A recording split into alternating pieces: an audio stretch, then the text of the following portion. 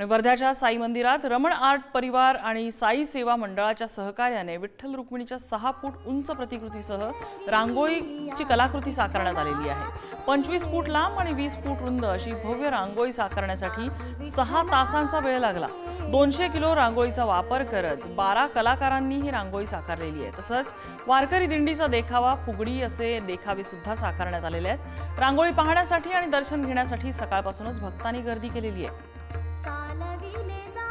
याचा आढावा घेतला आमचे प्रतिनिधी पंकज गद्गे यांनी।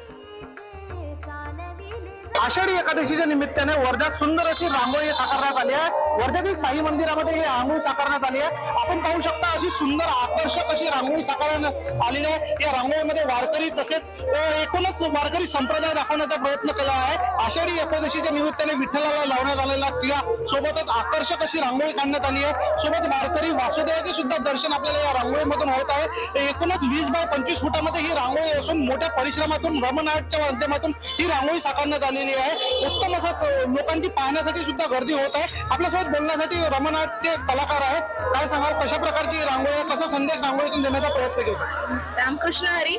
आज ही जी रांगोळी इथे साकारण्यात आली आहे याचा एकमेव उद्देश म्हणजे तरुण पिढीमध्ये वारकरी संप्रदाय काय आहे, कशासाठी लोक पायी वारी करतात, पंढरपूरला कशासाठी जातात, तर हा एकमेव उद्देश घेऊन आम्ही इथे वारकरी देखावा साकारण्याचा प्रयत्न केला आहे।